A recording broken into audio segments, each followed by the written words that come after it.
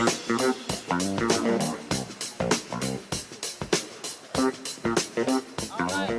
right, Mayor. Mr. Mayor, your 4 minutes begins right now. Good evening, everyone. I'm Miramar, Florida Mayor Wayne Messam, and I am so excited to be in front of you today. Not just because as a candidate for the United States, but the odds were against me. I'm the son of immigrants. My parents are immigrants from Jamaica. My father actually was a contract sugarcane cutter that labored in the hot summer fields of South Florida, cutting sugarcane for 75 cents per row of sugarcane. And my mother actually was a cook that went out in those very fields and fed the sugarcane workers. So I know what it means to be poor, and I know what the spirit of this campaign is all about.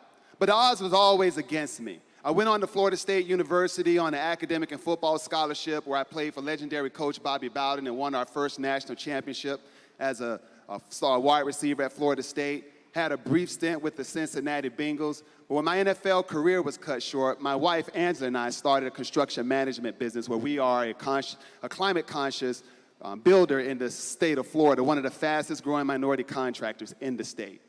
I became Miramar, Florida's first black mayor in 2015, where I unseated a 16-year incumbent. And we are solving some progressive issues and challenges in our city. I'm suing the state of Florida right now because the NRA's back statute prohibits mayors from passing sensible gun legislation in our cities. I can be removed from office by the governor, personally fined $5,000, and our city can be exposed to lawsuits. So I'm suing the state of Florida so that we can have more of a say in gun control in our state.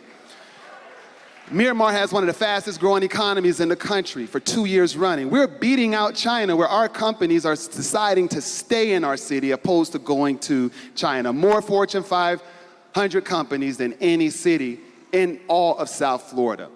So I'm running for president because I see that the American dream that I am living today, because of the sacrifices of my late parents who came to this country to chase the American dreams, is slipping away for far too many Americans, especially poor people. So I'm running because Washington is broken. They're not solving the issues that are plaguing our country. I was the first candidate to propose a complete forgiveness of student loan debt in this country. Other candidates have come out with some more moderate proposals, but I want to eradicate all $1.5 trillion of this debt that is burdening our country. And I'm glad to lead on that issue. So moving forward as a nation, we must talk about the plight of poor people.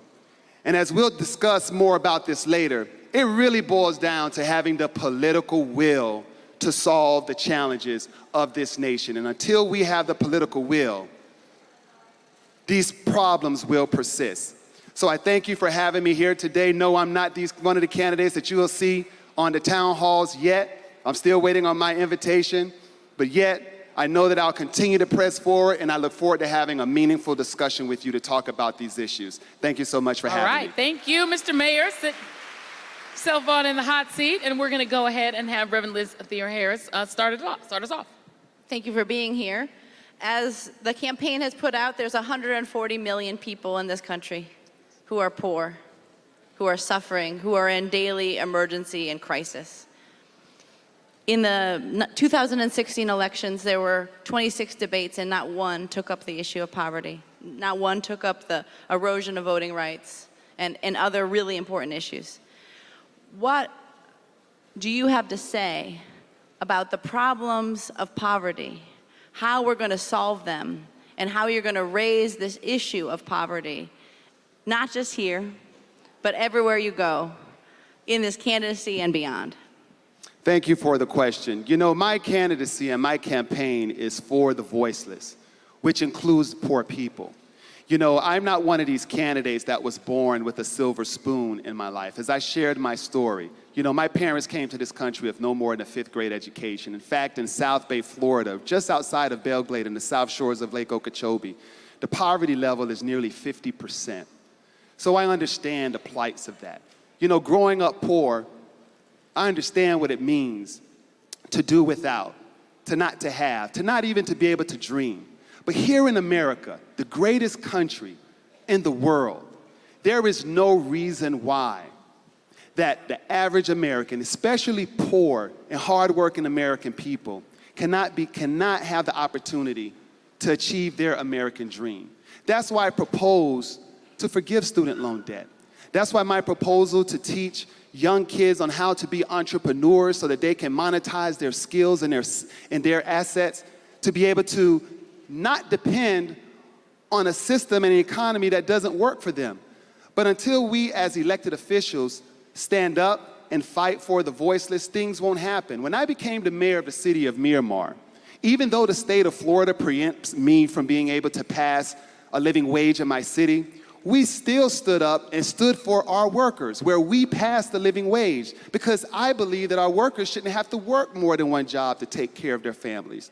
That's the least that we can do for our civil servants that are getting up at midnight when our sewer systems breaks down. So why can't Washington do the same? And as president, I will have the political will to ensure that we have a budget that reflects the plight of this country. Because when we say that we want to provide health care for everybody, we can do that. No one questions the amount of money that we spend on our defense system. No one questions the amount of tax credits we give to multinational corporations and the richest of Americans that don't benefit the poor at all. If we have the political will to build a southern wall on our border, why can't we have the same political will to provide health care for people? Why can't we have the same political will to provide a working, high-class education system for our young people? And why can't we have the same political will to free the shackles of this student loan debt syndrome that we have in this country? So as president, I will work hard to make sure that all Americans, specifically the poor, can have a fair shake. So just as a follow-up, we released the Poor People's Moral Budget today. And in this document, we talk about all the different demands of our campaign and how much it will cost and what the benefits, what that investment is. It blows a hole in this lie of scarcity and says that if we tax a few, if we invest and know that that investment will reap lots of benefits, and if we curb our military spending, that we can indeed have everything that this campaign and the 140 million people need and a whole lot more. Can you speak to what you believe and where you stand on this question of scarcity and abundance, and how it is that we're going to go about making life better? Because it sounds like you're interested in that. So how are we going to form the policies? How are we going to have the platform that comes into reality? So it's not just good talk, but we're walking the walk. Well, the theme of scarcity is a farce. You know, I can speak on what I've done as a mayor, not as a Washington elected official that is fighting a gridlock of a very divided Congress. You know, our defense system, and we spend in this country nearly 60% of our national budget on defense. Well, similar to a city, public safety is about 70% of our budget between fire and police. And to be honest, it's very difficult to tell the police chief and the fire chief that you can't have certain assets in this year's budget that is increasing by 15% when we have so many other social needs, infrastructure needs in our community. But you gotta have the political will to be able to say that we will do without certain things, without compromising safety, in other words, compromising our national defense, to put towards the pressing needs of poor people. And when we address the needs of poor people and working hard-working people, that it's really an economic stimulus because of the productivity that will come out of ensuring that people have opportunity. I get sick and tired of people always saying that, well, where is the money going to come from? That's just a statement to say that we aren't willing to pay for it. Because I tell you what, whenever we want a new warcraft, what happens? We buy it. How many times we heard this president talk about this new aircraft that we've put out that's going to be the best and beyond any other military defense system that is there? But until we as the American people begin to demand the things that are going to help us as Americans, so that we have the right size and balance and priorities. I'm not saying that we neglect our national security, because that's our number one goal, is to protect our sovereignty and to protect and defend our nation and our interests.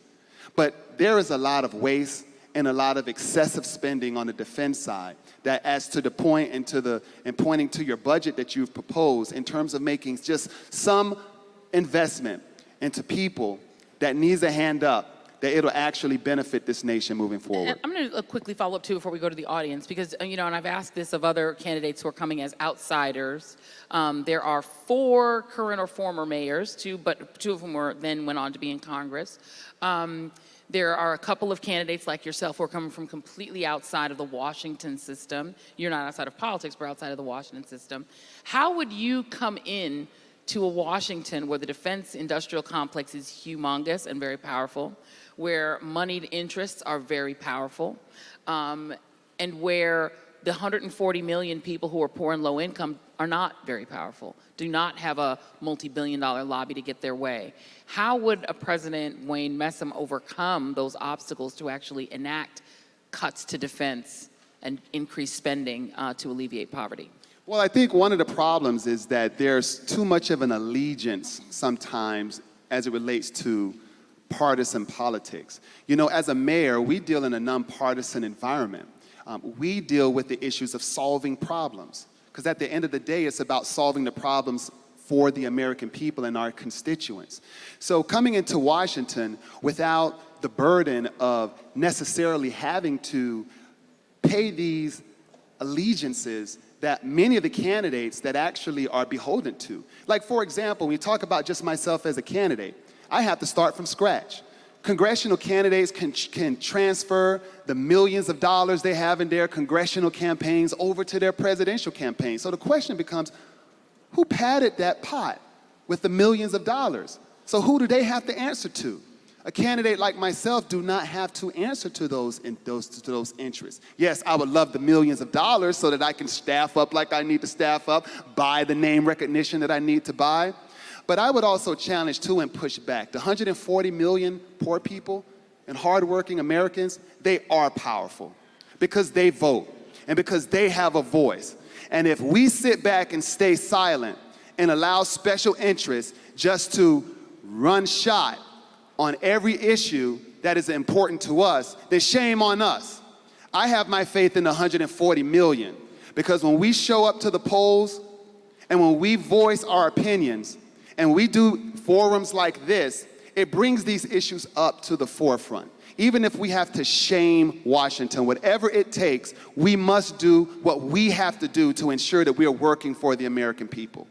All right, let's bring up an audience member. Anna Blackburn, where are you, Anna? Okay, there you are. Buenos dias, Mayor. My name is Anna y la Raza Blackburn, and I am here with Kelly Smith from New York, where Kelly volunteers with the New Sanctuary Coalition fighting against the deportation and mistreatment of immigrants. I am the Latino immigrant liaison for the North Carolina NAACP. And every day I work in the forefront with immigrant families who are under constant threat and attack. And after work, I go home to my community in Harnett and Lee County, where we have experienced one of the largest waves of ICE raids in the country this year. Immigrants help to keep this nation running, and yet we're told we are criminals because of who we are and where we come from.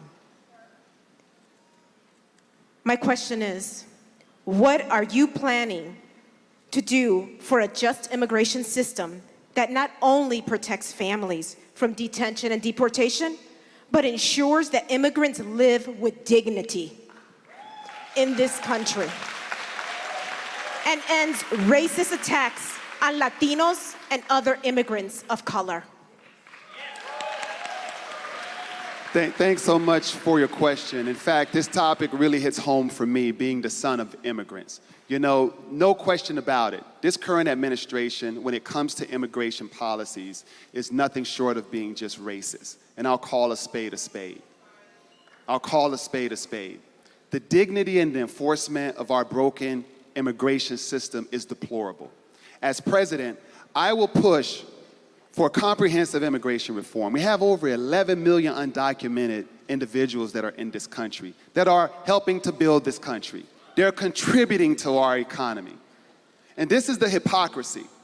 You hear the Washington pundits talk about immigrants like they're thieves, they're criminals. They take advantage of our labor. They take advantage of all the economic contributions that immigrants provide to this country. They're paying taxes, but they don't get a chance to benefit from it.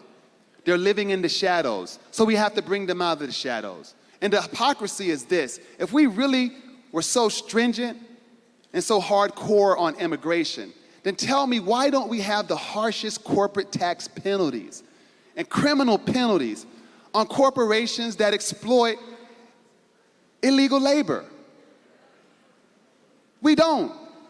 Corporations get to benefit from it, but yet Washington gets to play kickball, kick the can down the road, and Washington will not solve this challenge. I will do everything, either through executive order as well as working with Congress, so that we reform immigration, because we have to get individuals out of the shadows. Because when people are out of the shadows, they can live with dignity. Right in my own city, I have an ICE facility.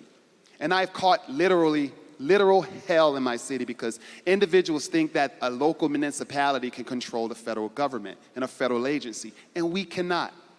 Don't you know, since President Trump got into office, no one knew the ICE facility was in our city. Individuals came just once a month just to check in, to keep in compliance with their requirements, either for some petition they may have filed to extend or change their status.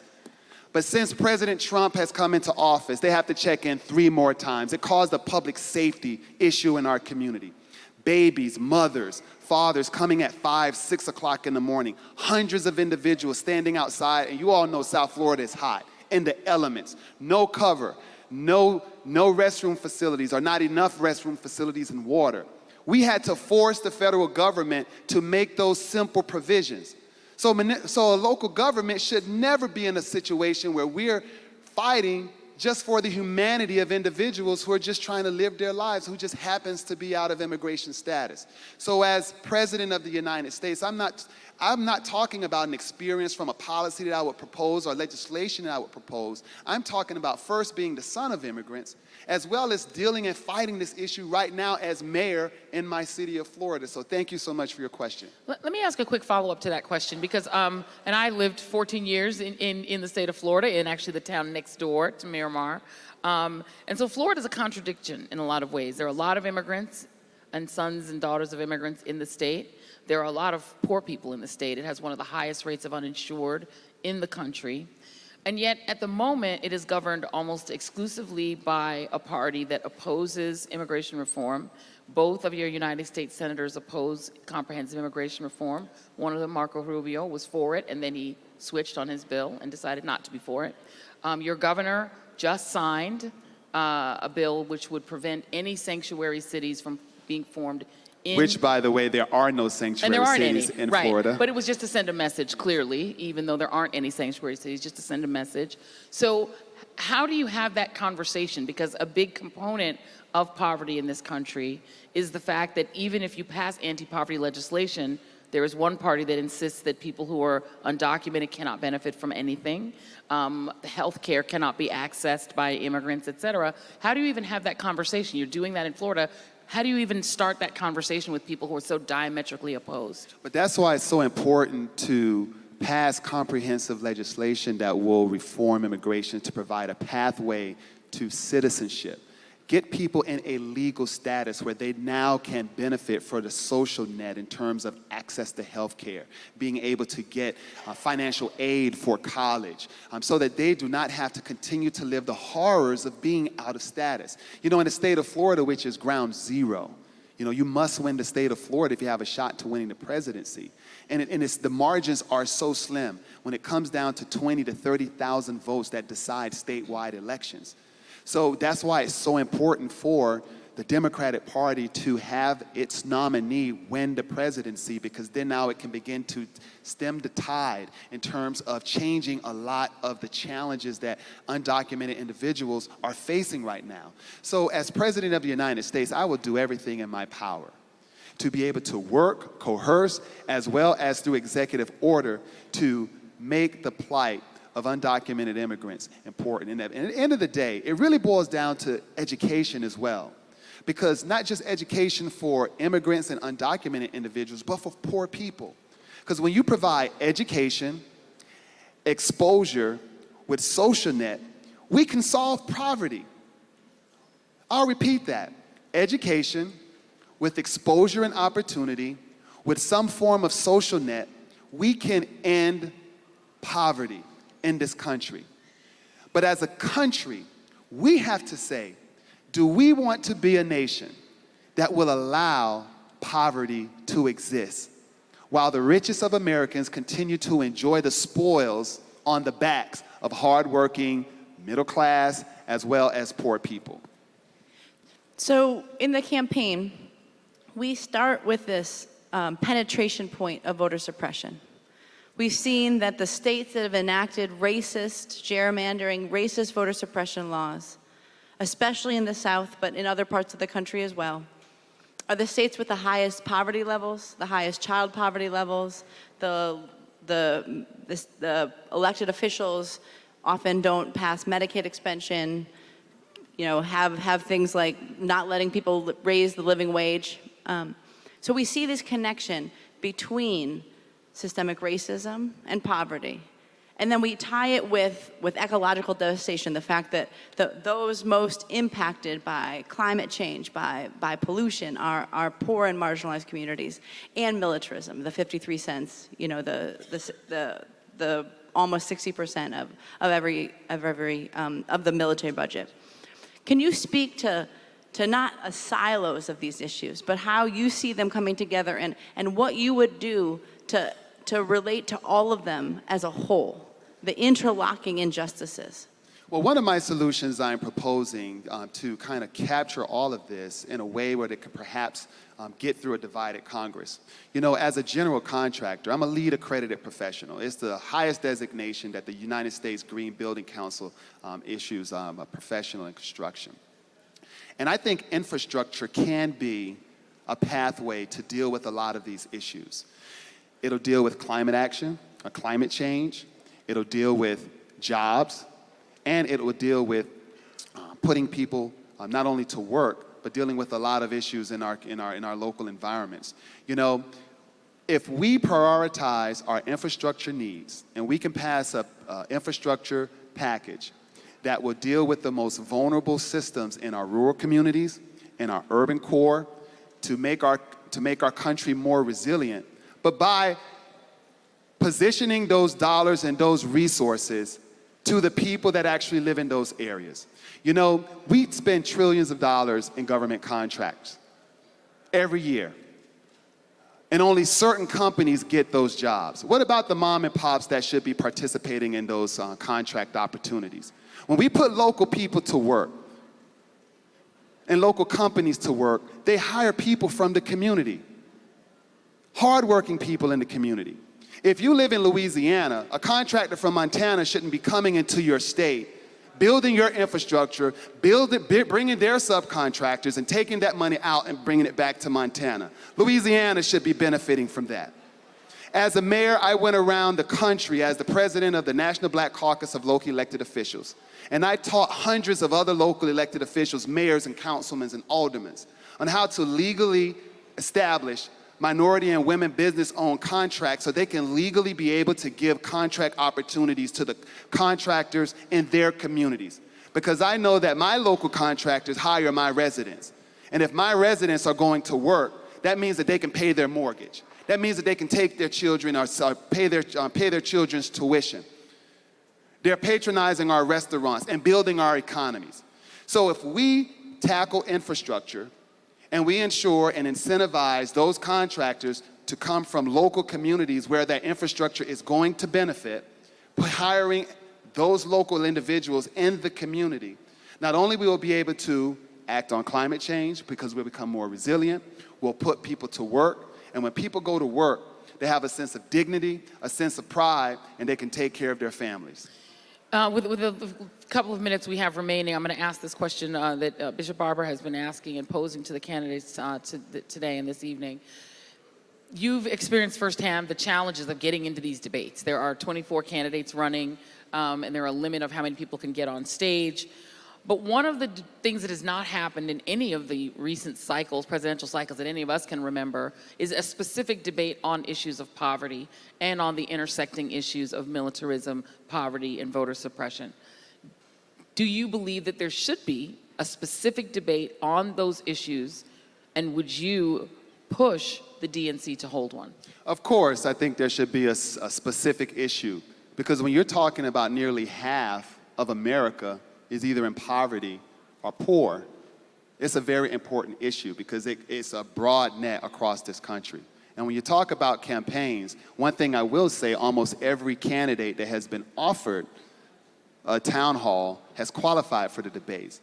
I'm still pushing to make the July debate. So if you want to help me get onto the debate, you can visit wayne4usa.com. That's Wayne, F-O-R-USA.com.